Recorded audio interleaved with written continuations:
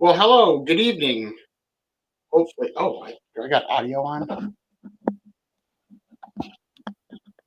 I do. Oh, what a day, as always. So, hopefully, everybody has had a good weekend so far. I can't believe it's 8 o'clock on a Saturday already. So, oh well, right?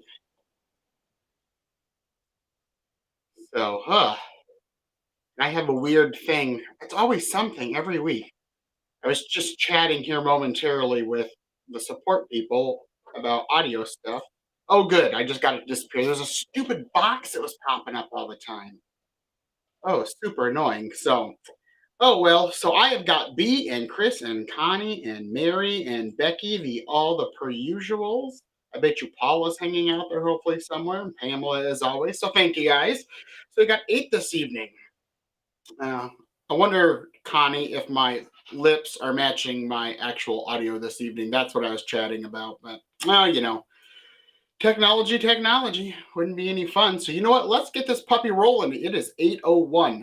So tonight I was going to do the whole answer your questions thing. I don't know if you saw the post from last week that I was going to switch it to do last week's because Becky was on and that was about it because I was having connection issues. Imagine that 2 days in a row. So we'll see what happens. But at least today everything is streaming, fingers crossed, and it's working. So like I said, let's get this puppy started. And I'm going to scroll down here, make sure I'm not missing anything. So far, so good. Awesome, Connie. So tonight we're going to talk about, or what I was going to talk about last week is finding your photographic voice, right? Who you are as a photographer. That can mean a million and a half things. Hey, Evan, that is awesome. I was just thinking about you today. I was looking at some pictures of a barn that you usually take pictures of. So I was like, ooh, got thinking about you. So thanks for hopping on tonight. But kind of hopping back there is finding your photographic voice. So it's kind of who you are as a photographer, right? And that could be style, it can be your subject matter. I wasn't going to just focus really on style at first, but I think that's a little hard to touch base on because there's no like, hey, Trent, like no particular, I don't know. I feel like your style just kind of comes one day and it appears and there it stays. I mean, I think with style, the longer you try to create something, I think it's a detriment to yourself because you try to become things you're truly not. And some things are just meant to happen over a period of time, whether that's one day, 1 hour, 1 minute, 1 month, or 15 years. I think it all will just come together eventually. So, so these are just kind of things as just kind of trying to find out who you are as a photographer. So let's get rolling. As always, I have a quote. So it says, if you're out there shooting, things will happen for you. If you're not out there, you'll only hear about it. And what I love about that quote is I don't care. You're brand new to photography. You've done this for 25, 30 plus years. You get paid your entire income from it, or you get paid nothing. It's just a hobby. But when you're trying to find your voice as a photographer, or you're trying to do anything in photography, learn a new skill set, if you are not out there doing it, nothing's going to happen if you're not doing it. I see a million people, I got a camera, it scares the shit out of me. I don't like it. It's this very intimidating black box, and it goes into a bag, and that's where it stays.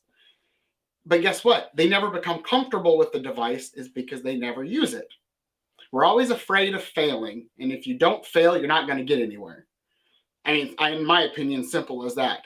So if you're trying to find your voice as a photographer or a style or something, or you have no clue as a photographer what you want to photograph, if your camera is sitting on a desk in a bag and you're not using it, you're not going out and experimenting with, in-camera movement techniques or photographing portraits or dogs or God knows what, how are you going to know, right, what you want to do as a photographer? So kind of in my journey is I was going to be the wildlife guy. I and then found out I didn't like it. I didn't like it. It wasn't thing. It was lenses and it was expensive, and it just wasn't my thing like I thought it was going to be. And here's a tip: I was trying to emulate somebody who I loved, Thomas Mangelson. And every time you try to do that, you're always going to look like somebody else, be somebody else. The world doesn't need another photographer who does the same exact thing. We have enough of that. So then, as my journey, I kind of was like, I don't really know what I want to do photography wise. I know I want to use a camera. That's where my passion lies. There's no more painting, no more drawing, none of that. And it came down to an assignment for high school about what am I going to photograph. And I can remember the very first photograph I ever took on film that I truly liked. And, or I should say, other people thought was decent, right? And it was literally two giant rolls of barbed wire fence wrapped in circles, hanging over a crooked wooden fence post. I can take you back to that very exact spot if I wanted to today. I know where it was. That's for me where it started. Did I know I was going to find my voice as a photographer or my style or what I wanted to photograph from that particular moment? No. It has ebbed and flowed. I have done everything. Wildlife, macro. I do some commercial stuff. I do food. There's a few of those things. I like photographing food. I like doing some of the commercial stuff. I despise weddings. I despise portraits unless they're farmers. So it's all this stuff. And why? Because I experimented. I wasn't afraid of the camera. Even if you've started out 5 years ago, 6 years, 10 years ago, and you're still on auto, oh well. You know, you're at least using it so you can progress through things. So I think it's just one of those things that if you're not doing it, you're not going to find out how to do or what you want to do. So I think that's a long answer to it, but that's what I love about it. So finding your voice. Well, how are we going to do this? These are just rando thoughts that come into my head throughout the day and things like that. But photograph often, kind of like what I just talked about, right? Is I think if you set a goal, everybody's goal should be to, whether you're starting out or you've done it a while, is to at least use your camera on a regular basis, right? You know, things get dusty and then they sit around and you forget about them. I'm notorious for that. If I don't do something consistently for quite a while, I just don't do it. Welcome to the podcast world. That's why I no longer do it. Lives, guess what? I do it every Saturday night. It's easier. I like it. I love it. But I go out and photograph often. And I think when you go out and photograph often, it gives you chances to start developing things, finding what you want to do. I go through these ebb and flows where I will just photograph landscapes, and then sometimes I'll start doing macro stuff for a while. Or I just set on a subject for a while and just kind of go till I get bored and I find something else and I throw it to the side, and it's just that vicious circle that I go through. So I think when you go out there and you just start taking photos, one, if you're the world's most horrendous photographer, the worst of the worst, right? And you don't use your camera, you're not going to get any better, right? So you got to screw up and learn from your mistakes every time. And how are you going to do that? It's photographing often. If you go out one day and there's shots, there's 2 or 3 shots that I can roll out of the top of my head that I totally jacked up, and it's horrid. And guess what? I missed awesome opportunity, but guess what happened? I remembered what I did wrong and I haven't done it again. Mary said, this is off topic, but I don't know good places to purchase batteries. I'll get to that in the end. Don't let me forget. But it's one of those things that you just got to do it. And the more you do it, I think I read somewhere that you have to spend like 100 hours in a year to master something or do something better. I don't know what the exact number was. So it's like 18 minutes a day. So I'm not going to say set your goal that you got to go out and use the camera every day, or go out and do whatever you want to do every day, once a week. If it's 5 minutes, it's 5 minutes. If you have no clue what half the buttons do on your camera, pick it up, play with it for 5 minutes. It's 5 minutes you didn't get with it before. So again, photographing often, you can go out. I just think it makes things easier. It's one of those things, if you don't use it, you lose it. I'm a big proponent of that. So if you're not going out often, you're not using things, you'll start losing it. Especially when I've seen people take workshops or like classes with me, or even have spent literally hundreds of dollars with myself to mentor, to learn things. And then as soon as they walk out of the door of the coffee shop, that's as far as it goes. And I'll tell you, the most successful students I have had are the ones that take what we talk about, go out to the field and do it, and come back and says, this is where I screwed up. This is where I went well. and we learn some more, and they go out in the field and they do it, and they come back and they go through this cycle, and before you know it, they don't need me, and that is a-okay. That is always my goal. So again, just get out and do it. That's the easiest way you're going to just be better and start finding voices as a photographer. So what's your passion? So I thought my passion was wildlife. Guess what? It was not. Then I didn't know what I was going to do. So I just kind of started playing around. So then I found that, my passion is landscapes. I do love landscapes, but if you really get down to the heart of it, it's the Midwest landscape. Like I can get super, super excited and go out to Yellowstone or White Sands, and that's awesome. But I get really bored really, really quick with a lot of those places. But I can come back here and photograph farmers and tractors and corn and soybeans and farm stuff all the time, and it never gets old. Never. That's my passion. So trying to find my voice as a photographer, a lot of people say, oh, you do a lot of barn stuff. You're like always doing the rural stuff, the rural community images, things like that. Yeah, that's my passion, right? So I found my passion in photography, which helped me find my voice. I'm kind of that Midwestern landscapey guy. Mary says the guy I talked to and still in LAPC said he learned the most everything about photography watching YouTube videos. Yes, some people do that, some don't. I'm a hands-on person. I have to watch it, then do it. If you're going to do YouTube videos, I think it's great. Or like the lives we do every Saturday. If you just watch it and you don't put any of it into, physical work, I don't think it's going to work as well. But again, passion. So you got to find that passion, right? So you may have to experiment with doing everything under the sun, and you will find things like, can I shoot a wedding? Yes. Am I passionate about it? No. And I always say when you're passionate, it shows through your work. If you're not passionate, it will show, I think, tenfold. And it's just like people say, oh, I love your landscapes. Will you do my wedding? Hell no. Those are two completely different things. That's just not my thing. Will you get images you are happy with? Yes.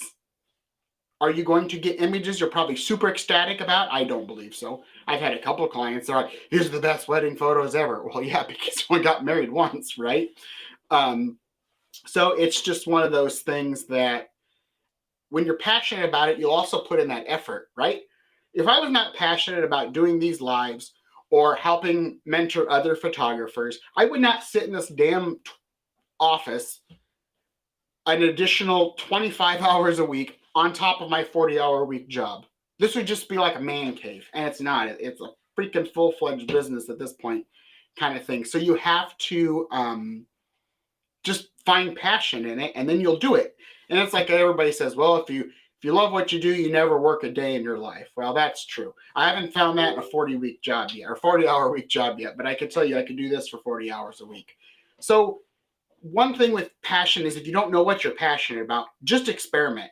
Go on to Facebook or Google, Yahoo, wherever, and type in photography techniques or photography subjects or something, and you'll get a list of 15 or 25, and it'll say macro and this. Go down the checklist and try it. I hate macro. I love portraits. I hate weddings, but I love senior portraits, Just because you do one type of portrait doesn't mean you're going to get super excited and you're going to be super passionate about every type of portrait, from a standard business headshot to a wedding, to babies, to toddlers, things like that. I know people that hate weddings, hate senior photos, love toddler photos and baby photos. Those are farthest off my list. So just find a passion, experiment, try to figure out what you want to do, and I won't get there. I'm probably skipping ahead. And you'll find it. You'll start to find your voice. And like I said, it's not going to be an overnight thing. And you're just going to sit down at your computer one day and type in whatever, and you're like, that's the first thing I'm going to do, and there it rolls. So it's just one of those things. But you got to be passionate about it. If not, it shows. So trust your gut. So what do I mean by this? Well, so I'm writing. I spent a lot of time today after coffee and clicks kind of working on the old secret project. And no, Mary, I'm not going to tell you what it is yet. Maybe at the end of May, I'll put it out there. But I'm doing a lot of stuff for it, and it's making me think about a lot of things and some stuff. And I'm always writing notes down and thoughts that come up in my head in notebooks. And what's one of those things is I'm thinking about, why do I do what I do? And then how do I do what I do? Because people say, well, how do you do what you do? And I always say, well, my answer is, I don't know. And I don't. I don't know how I do what I do most days. Yeah, I know the technical side of photography. But it's just, to me, it's in my blood. It feels natural. I go with my gut. So if your gut's telling you, I'm not feeling comfortable with weddings, I don't like weddings, or I'm not really like feeling this gig, then go with your gut. Like, don't just do something like, could I make a lot more money in my business by shooting weddings? Hell yeah. Do I want to? No. Because I always say, whether it's your 40-hour-a-week job or you're going into business for whatever it is, and in sales, if you are not passionate about what you're selling or what you're doing and trusting your gut that, it's not going to work. Like, I can sit here, I can pretty much to a point at work sell anything, but I can sell certain things better than others because I had the passion for a certain product line. It was like at Photo Pro. I had certain lines I loved, and there's certain lines I did not love. But I went with my gut on a lot of things. If something didn't feel right, especially with cold emails I get at work, there's a lot of fraud out there all the time. I get it through my business. Will you come photograph our kid's soccer game? And then you start looking, and I'm like, something seems goofy about it. And it is. So it's my gut feeling, and I went with it, and it's usually right. It hasn't failed me yet. And there was times, like, good example, I quit my job at the end of, beginning of May last year. I went to another company in town, and I felt good about it, but there was something just somewhere under the surface that didn't make me feel real comfortable. And I thought, no, you're just being paranoid because you're leaving a pretty steady job, a pretty thing, what you're doing. Like, I can go into work and sit down and know exactly what I do. And what happened was I didn't trust my gut, and that was wretched. It was the most horrid 35 days of my life of working 8 hours a day, 40 hours a week. If I would have gone with my gut and just could have called the dude back the week before and said, you know what? No, I don't think this is going to be right for me, and just called it quits, I would have been a lot better. It would have saved me a lot of hassle. But I didn't go with my gut, and it burned me. And when you're going with your gut in the whole photography thing is, again, if you're not feeling like you're real comfortable with something or something doesn't feel right, don't push it. Just let it go. Find something else. It's like in this whole, excuse me, trying to find your photographic voice. Don't be something you don't want to be just because it's money. Like I said, I can make more money at weddings, but I don't. Could I make, I know people who could make a lot more money at other things in photography or their life, but they just, it's not their thing. And they've trusted their gut and said, yeah, let's not be something I don't want to be. And I think that's where that imposter syndrome, well, in a sense, comes in, where you're trying to do something or you're not feeling it kind of thing. That happens. And if you don't trust your gut, it's probably going to burn you. And then, I've known people for a long time who spent doing 25, 30 plus weddings for 5 or 6 years just for the money. And they said, I didn't like it since day one. Well, if you would have trusted your gut, think of all that time you could have found something you like and found. It's one of those things. And, again, trust your gut. I think that's the simplest thing. If it doesn't feel right, even the slightest, tiniest amount, just think about it even more. So if you're not feeling wildlife, then go on to something else. If you're not feeling weddings, go on to something else. It does not hurt. You may find 19 or 20 other things that you extremely hated and realize, well, maybe the weddings wasn't as bad and that's what you love to do. Sometimes you got to complete that circle. Come on. So finding a style, right? So what is your style going to be? I think this is something I think it's just going to come around and you're going to notice it one day. I felt for the longest time I didn't have a style or a look to images. And then somebody started telling me one day in just a short conversation, I ran into somebody like, oh, I saw that photo and I know what your photo looks like every time I'm on Facebook if I'm scrolling. I'm like, how? And she's like, well, it's just the way you edit things. And it's things I didn't think about. I go with my gut, what I feel is right on this monitor over here. I'm not in Lightroom saying I always need plus 86 contrast or negative 10 highlights or whatever. I just move sliders and go with my gut. And that's how I do it, to be honest. And you're trying to find a style because you'll see like wedding photographers. I think any style, let's take 2 steps back. If you're trying to find a style and what you want your images to consistently look like, whether that's subject matter or most post-processing, there are people who follow trends. When the wedding world, and I think it's still this way, went that super sucked out all the contrast and they went flat frickin' gray. I hate those. Now I'm going to say that they don't work on certain images, but I don't want every photo like that. Right? So if I've got a portfolio up on my website of 85 bajillion images and they all look different, and I have a client coming up to look at wedding photos and they're all different, like to me that doesn't, it's not a style. You're just following a trend. So you could literally, I think, look at some people's portfolios and you will see every trend in the book. You know, like if you really go back to, I don't know, 5-7 years ago in the world of landscape photography, guess what it was? Oversaturated crap, which is still out there, no offense, of HDR.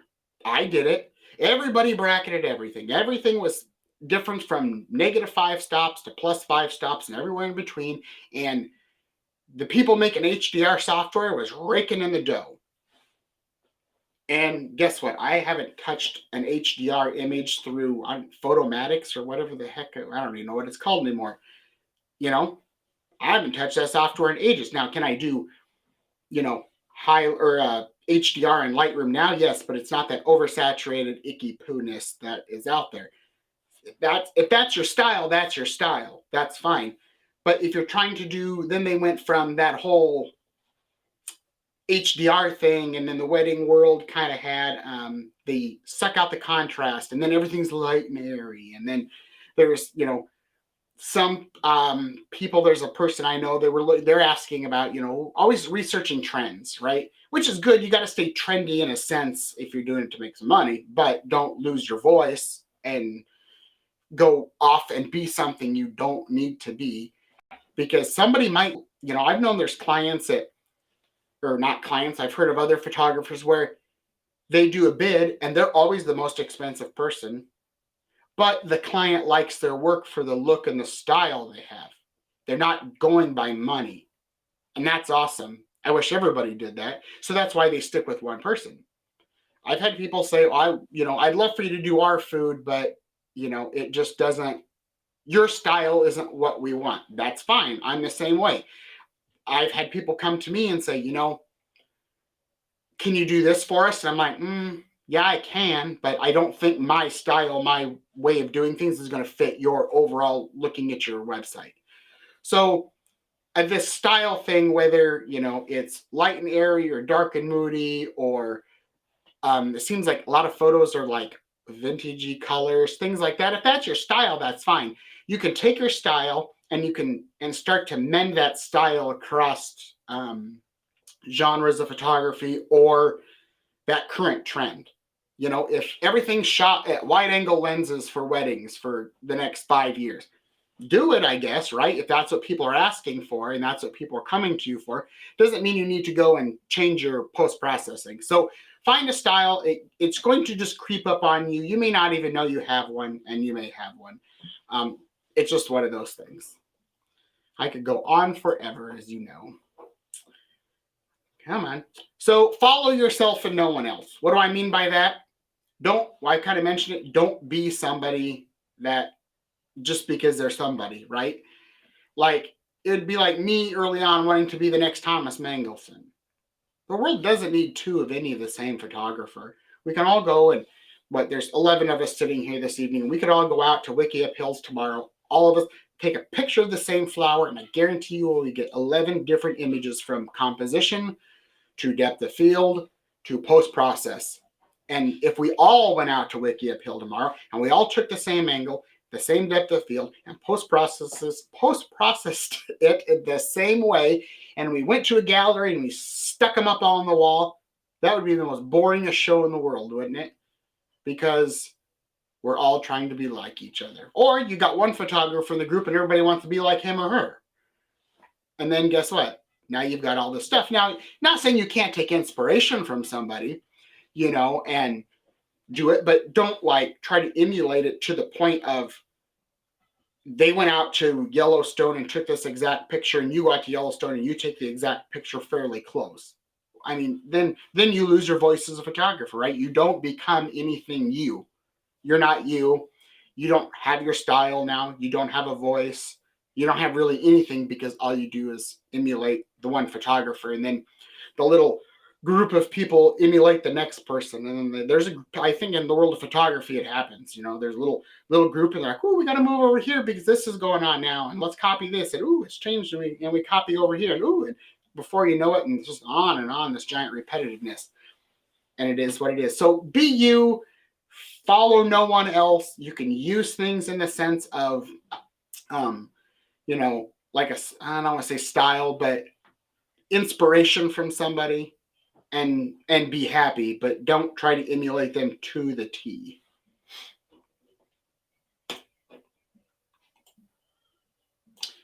Like this, don't follow trends. Didn't I just talk about this, right? I think you can follow a trend to a point, like the basic bare bones framework of a trend. So let's say the trend is now super wide angle, everything shot at 14 millimeters, right? Everything. There's no such thing as a telephoto lens to people anymore. There's the new trend, right? Can you do that? Yes, you're more than welcome to. But take that trend and put your spin on it. Maybe it's your wide angle shot, but you have off kilter just a little bit, or there's something that differentiates you from the rest of the horde of people that are following the trend, who, guess what, are emulating each other. And there's that little group again popping around the world, doing their little things, shifting here to here. But then there's that one lonely group of like rebels that are not following them because they're following a trend to a point, but they're taking their little twist and putting a spin on it, right? So, if it's oversaturated work or whatever the hell it may be, just take a twist and put your spin on it. There for the longest time, it's kind of like, I feel like the trendy trend is film, right? It's like, ooh, everybody's going back to film. Good riddance. That's fine. Let everybody else have the film. I thought about doing just some for fun, and then I started adding the cost of shipping and developing, and this is and that's it. And before I knew, it was way too expensive. Oh, hey, Tom. So Tom says, I've been studying Midjourney AI version 5 this week. If I was a young photographer, it would scare me to death. I will still continue to capture my own art, but it will be extremely difficult to make a living with photography. I don't know about that. We kind of talked about this at Coffee and Clicks. It's a very valid point, because speaking of trends, AI. Am I following the AI trend? Yes. Not in the fact of image creation, but from a business sense. I talked about this morning with Paul and everybody. It was a Cameron or a Coffee and Clicks. Was I'm using it in a business sense. I hate writing emails.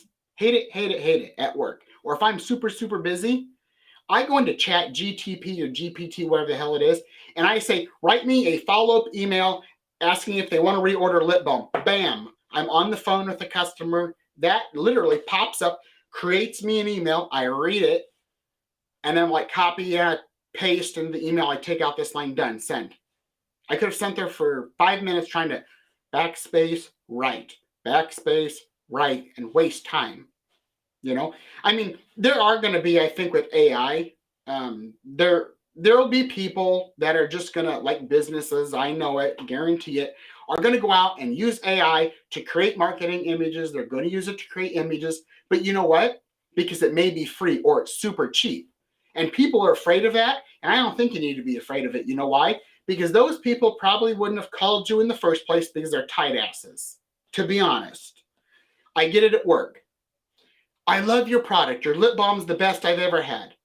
But they will never buy it, ever, because they're cheap. They will never spend more than 30 cents on a tube, no matter how much they love it. It could be the bestest thing in the world, and they won't. So I think in a business sense, that person's probably not going to call you up anyway. They'll tell you how much they love their work, and how they would just love to work with you, and will you do this for me? And I would love it, but you're just too expensive. Adios, amigos, fine with me. So, I mean, there's AI it's going to be a part of something. I mean, 90% of the time, I know Jay today said he knows when he's instant messaging, say, MediaCom, it's more than likely AI chatting back and forth. I know when I go to Amazon, it's pretty much AI answering questions and doing things until it can't to a point, and then I can actually connect myself. So, but that was a good point, Tom. That's, again, perfect timing, like a trend. But I think AI will have some point at anywhere. Maybe I would assume someday, this is, maybe I'm right, maybe I'm wrong, but I could start seeing manufacturers building some type of AI into firmware and start doing things. I already have seen software that swears with AI that it can call your entire wedding for you. Would I do it? Probably not. I don't know. I should try it, and I think they were giving like away 1,000 free photos. I don't know. It'd be interesting to try. Now, if I'm doing 40 weddings a year and it actually works, is it cheating? No, it's still your work, right? It's not editing anything. But I guarantee you're going to start seeing editing software start coming in with AI at some point. That's going to start analyzing. Like, I don't know if it's AI within Lightroom now on mobile, but if I throw a photo into Lightroom Mobile, this is analyzing your photo and it picks out presets. You can't tell me that's some form of AI trying to make a decision. So I don't know. It'll be interesting. I thought it was kind of a dumb trend and fad, and it's way. I mean, even HubSpot, my CRM that I use for my business here to follow up on things and keep up with client work, and I use it at work exclusively. They just came out with a beta test version of AI to do certain things for you. So I wouldn't look at AI as a complete terrifying thing. I think you could in some ways, but I think if we look at it from a business aspect, like I was saying this morning, if I could get AI to do my taxes correctly and figure out all my business accounting, why wouldn't I, right? So I'll get off the AI thing. I could talk about that all day. But again, that's perfect timing, Tom. It is. It's a trend. You don't have to follow any trends. You can just say, that's cool, but not for me. Or you can take that trend and say, that's kind of cool, but I don't like that. It's too saturated. Let me back the saturation off, or whatever it may be.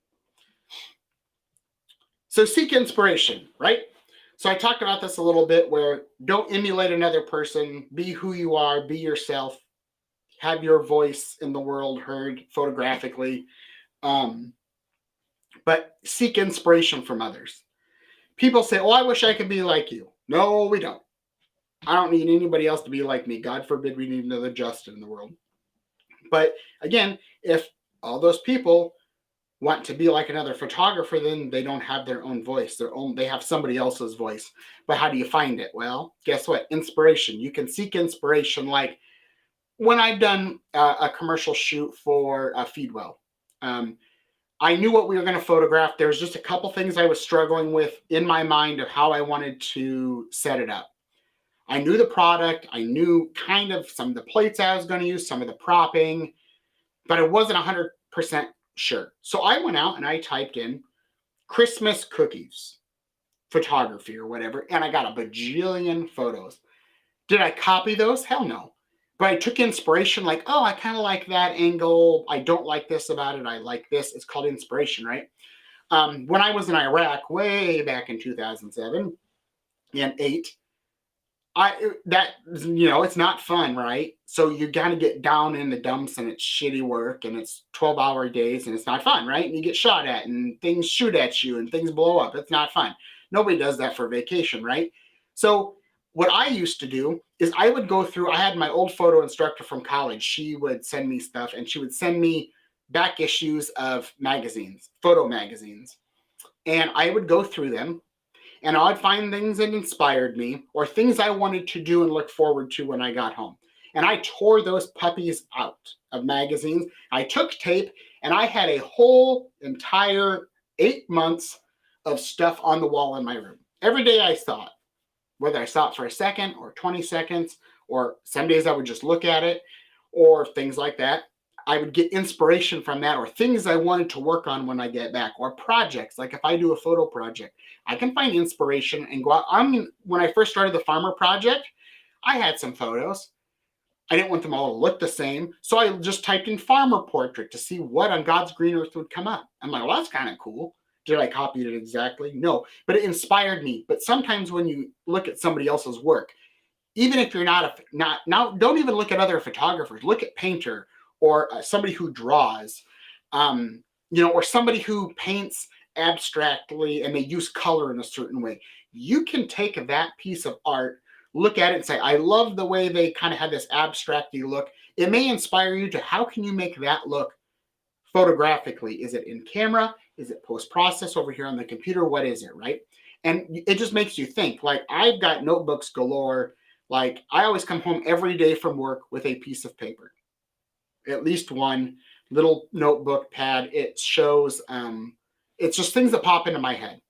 I'll listen to music. And I was talking to Connie about that this morning, where I had something, it inspired me, some lyrics, and then I thought of a photo and the old song Love Potion #9, and I got all these ideas to do this kind of cool portraity thing with my daughter, who will never get it accomplished because she doesn't like her picture being taken. But I get inspired by something, or I've just literally been in the truck sitting at a stoplight, and I'll see something dumb, something on the side of the road, it just triggers something, and then I start getting ideas. So you can find inspiration anywhere, where there's another person's work, driving down the road, it's music, it's magazines. Just start making like a wall, a wall of stuff you could stick up there if you wanted. I've done that in the past. I've done images or ideas that I've done, or like I've got on my phone a lot of things. Like when I have an idea, I've got like lots of boards is what I call them, but they're notes on my iPhone. And one called Late Night Exposures. I think of something I want to do for this. It gets written in there. Just a giant long list. I was planning out the next 6 weeks after May for Saturday nights. Guess what? It was already done. I just went through. That one seems good. That one seems good. I like that one. And I wrote them down. There we are, planned out in 6 weeks, or I could spend an hour doing it. So find inspiration wherever you can. Maybe it's just going out for a walk. Maybe it's going out without the camera and just looking at the world. But find inspiration somewhere. And as you find inspiration, that may lead to passion, which may lead to other things. And again, it all builds up one little brick at a time. Before you know it, you found your voice as a photographer. Oh boy, I've been talking a lot. I got a lot of slides left. The breakthrough. The breakthrough will come. It's just going to sneak up on you one day and bite you in the butt. You're not going to realize it, or you may know it's coming. You get into a photographic rut. You just break out of it. It come. Don't push it. Let it be. It will show up. And it's simple as that. Don't think that someday that you're just stuck in this vicious cycle of not figuring out your photographic voice or what you're trying to do, and around and around and around. One day you're going to accidentally slip out of that circle, and it's all going to come to fruition for you. So it will just come. That's interesting.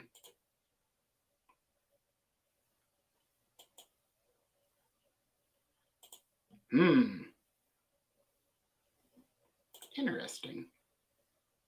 I wonder why I don't have slides. Well, that's no good. Oh, sweet baby Jesus. Okay, well, you know what? I'm trying to remember what I had here. Man. So let's look at some photos, right? I had a bunch of photos up here. Wonder if I had some blank slides in there and I forgot to put stuff. So, finding inspiration or things like, this is my style of food stuff. It's very shallow depth of field. It is what it is. I don't shoot everything this way, but for certain things, I like shallow depth of field. This was the food shoot I did for Feedwell. That one was one we did out in the vineyard, or not vineyard, sorry, the apple orchard. This was one where we wanted coffee. This was one of those images I didn't know what to do. So I looked up some coffee photos. I've never photographed coffee. So I was like, I never thought about pouring shots, things like that. So you'll see I've got a lot of very shallow depth of field. That whole photo shoot was very shallow depth of field. That was a style. That's my style. I like shallow depth of field. Again, look, cinnamon rolls, shallow depth of field. I'm finding one little thing and just, focusing on it and bringing details. A lot of the photos that I did for this shoot were pretty much detail shots of what they wanted. Come on. There we are. So looking at portraits, not my thing. But if you look at these portraits that I did for my brother-in-law's tattoo business, He wanted photos that were the way people are, not bright and light and airy, black. He gave me a very broad window. He just says, come take pictures. And I know these people have character. Like, they don't wear suit and ties, right, to work every day. I mean, they got lots of tattoos, right? So why wouldn't you show that? That's the character. So this is even a style or a theme or my photographic voice of how I would do this shoot.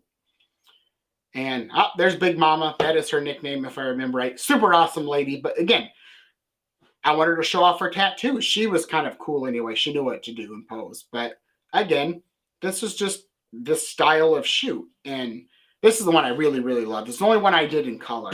But this is my actual brother-in-law. He's got tats all over the place. And I love it. So he's a very laid back, cool kind of dude. And I think I know him very well, obviously.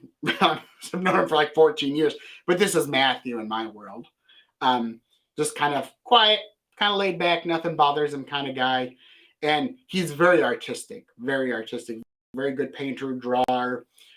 He did my tattoo, the camera on my arm. And I just, he's got so much stuff all over, and that's him, and his tattoos show that. So if you look at it really close, you can see a lot of Matthew within the image. Farmers. Now, if you look at these kind of photos of the whole style, this was the same day, a couple of these, but these aren't really, I don't like to pose people in a sense, especially for environmental portraits. I kind of tweak them a little bit. But I just, like here, we're just like, do you have gloves or some, throw it in a hand like a prop thing. But I didn't tell them to move this and do this and tweak this and head over here.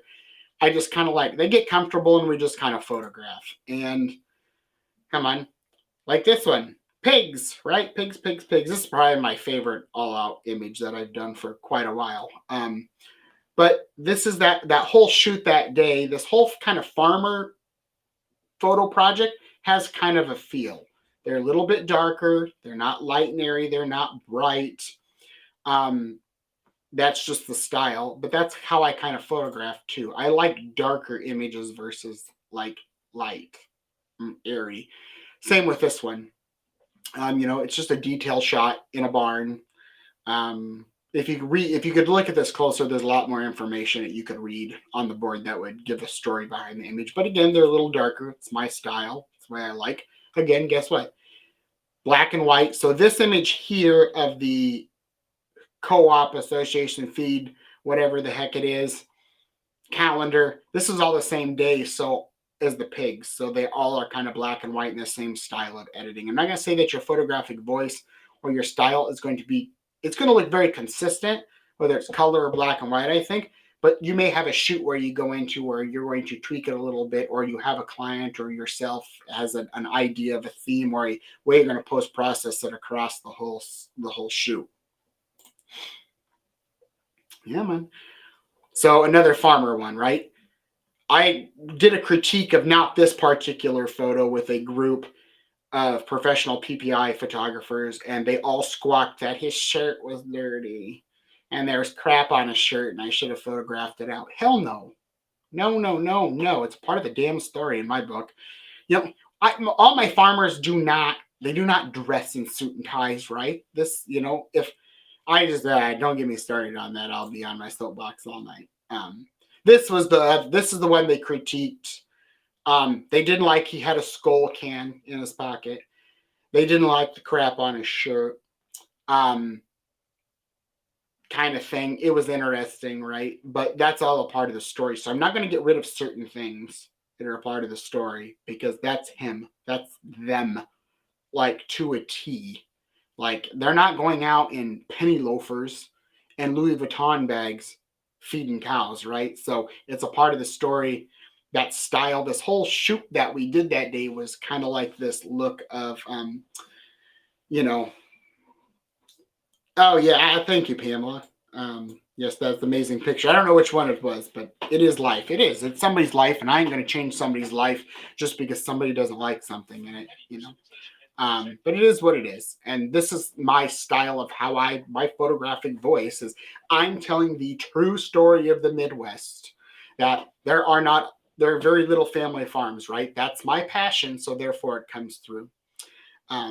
Yes, like Becky says, I like taking photos of moments. That is exactly right. I think as photographers, you hear people say, um, a picture is worth 1,000 words. Hell, it's worth more than 1,000 words. If you really think about what we do, is as a photographer and you have a camera, you have a lot of power in your hands. We have a lot of power, we really do, because we can manipulate the shit out of things to the point where it's not truthful, right? So I can go over here and I can take things out. I can tell a completely different story. I can photograph the true story or that moment in time. But if you think about it, I can alter a moment in time. I can make it completely different. We've seen it happen before. Photos that were, some photojournalists did some photos in like Syria that were supposed to be all these dramatic people. It was totally staged. It was all fake-o, 110%. That's the power we hold if you think about it. It really is. It's kind of a scary thing. Like, it's a moment, but we get to take a moment of time, a very split second, fractions of a moment, and capture it forever. Because when that moment's gone, it's gone. It ain't ever coming back around. Nothing's going to happen the same way. So just think, I don't know. It's very interesting if you think and ponder it, the power we have with a camera and post-processing these days. Oh yes, yeah, this was one of the things. This was if this is the one you're talking about, Diane, is this photo was on a whim. I was actually yakking and not paying attention, and they were actually this was a total moment that they set themselves. I was lucky to capture it. I took about 3 quick frames. 2 out of 3 were not 100% sharp, so I got one.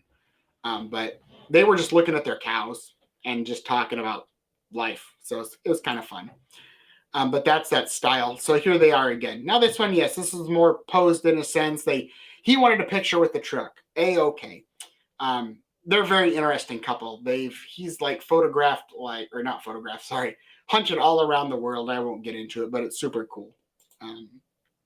I love that I get to know people. The McLarens, they were my first farm family.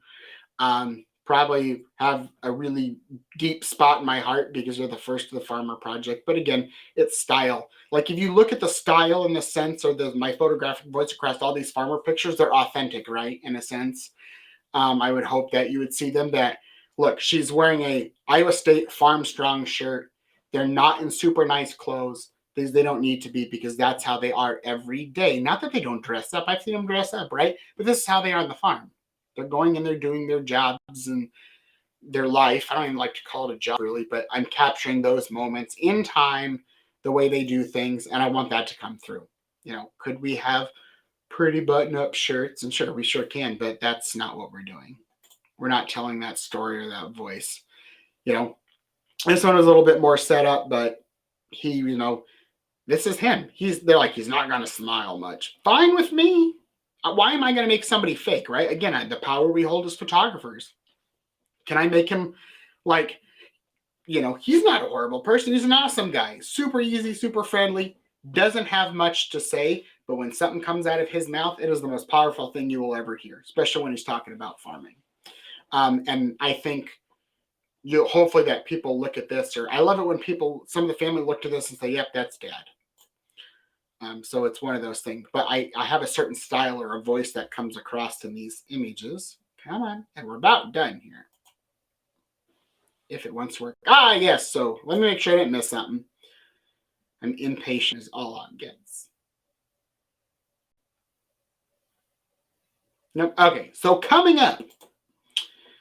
So I don't know what I'm going to do about the Inquisitive Hour. I'll probably skip that one next week. I'll skip it. And what I'm going to do is next week, we're going to do the art of mastering long exposures. So how do you make water smooth like butter? That's what we can talk about. Or long exposures in general. Anytime where the shutter is open seconds at a time. So that will be kind of fun.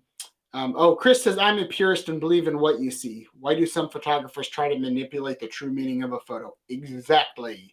The power we hold. I do not understand it either. Then we are going to do the image review at the end of the month. So please, please, please, please send me some photos, because if not, I don't know what I'm going to do. Oh, Ben Long, yeah, long exposures, yes. So I love long exposures. Um, I will be out of town May 6th.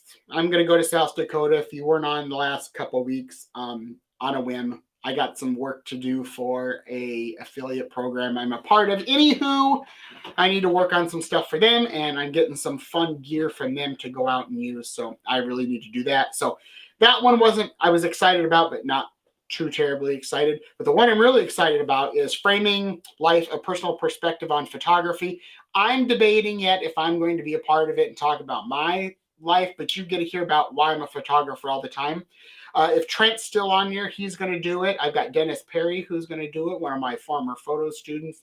I got Kent Sievers, who's going to do it. He's going to pop in, and we're going to answer 3 questions, 15 minutes each, share some of their work, and just see what photography is to them and what it kind of means. So I think that's super cool because I want you guys to see and be inspired by other people besides me. And I think I wrote it down. Oh, I did. I'll give you a heads up on what's coming up beyond May 13th. So at the end of May, after the 13th, I am gone to, I almost said White Sands, Great Sand Dunes National Park and Mesa Verde for a week. So no show that week. So then we're going to start, we're going to do one show, I think when I get back, I think the 20th, something like that. Don't count me on that date. But we're going to talk about making a photo versus taking it. Like, right? Like actually sitting down and thinking of a process. Why do we do what we do? Are elements important? What is important? Actually taking a photograph, not a snapshot. Then in June 3rd, I've got elements of the image. So I'm going to talk about kind of some of the PPI stuff, kind of like the merits of an image is my idea so far. And that's super cool on some things. I think you'll get some insight there. June 10th, I want to talk about what can limit you as a photographer. Things that can run in, things that are going to give you the hiccups and the road bumps along the way and how to overcome those. Then June 17th, I want to talk about creating a photographic workflow. We've kind of talked about this already, but I want to get a little bit more in depth on, creating a workflow, post-process, the whole creative circle. From the time it's up here, to the time it goes to that black box, to the time it goes to this thing over here, to the time it ends up as a print on the wall. Then I want to look at June 24th, looking at subjects in a new light. I just want to kind of talk about how we can see things differently, something that may be very mundane or something we do all the time, and how do we get past that and looking at something that's more different in a sense. And then on July 1st, I want to talk about a post-process workflow.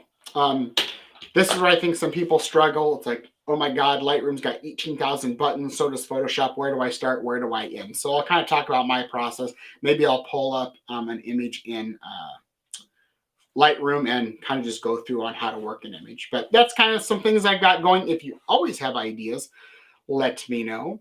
And then, I forgot to mention, if you want, you can go to that little top thingy and support the show. That's all I'm going to say. I'm not here to sell things. And then, as always, come on. Thank you. I love it when you guys show up. We've been getting like 15 to 20 people on average. So thank you guys for participating. As always, hopefully, Jiminy Christmases, I cannot talk. Hopefully you guys enjoyed it. You've got a whole litany of things. If you've got ideas for shows, send them my way. The less I have to think, the better. Reach out to me with any questions. Y'all know to find me. We did coffee and clicks this morning. We had a good group, about 5 or so, 6. I did post in the Coffee and Clicks Facebook group. If you're not in there, I think you can find it. If not, I can add you. Just message me on my business page, please. And I can add you. But I think in May, we're going to go take a little field trip, and we're going to get our cameras out and actually click the shutters and just have some fun taking photos. I think we might do that each month come summer into fall, because then we can have fun. And if you run into a camera question, guess what? There may be one other person who can help you, including myself, to answer a question. And you can say, I don't like this photo. What does everybody think about it? What can I do better? And then we can give constructive feedback right away. And then you can go take that exact photo with the feedback you just learned, take what you wish of the feedback, and create another image, right? And it's all done in one real life scenario moment. So But awesome. So again, I thank everybody. I don't. Oh yes, Mary. Places to buy batteries. Any places in addition to Connie's suggestions? As always, Paul's Photo. Paul's Pauls in Torrance, California. I support them to the ends of the earth because they have taken care of me. I get everything very quickly. Everything is packaged well. Pricing is great. You can go online to paulsphoto.com. I'm They're great. I can't say enough good about them. So I think that's one of those things that you are welcome, Diane. You are welcome, Evan. I'm glad I inspire you, Pamela. How about sharing techniques on fireworks before July 4th? That's a good one. I like that one, Connie. You know what? Let's talk about it next week because that's still long exposure. So let me make a note. I probably would have thought about it anyway, but I know it's a little sooner then, but at least you can go out and play around.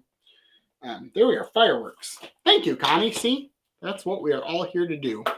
So awesome. So you guys have a wonderful evening. I'm going to wrap this up. I will see you all next week, as always. If you're obviously finding value, and I know you do because you show up, if you want to share this with other people, that would be super awesome.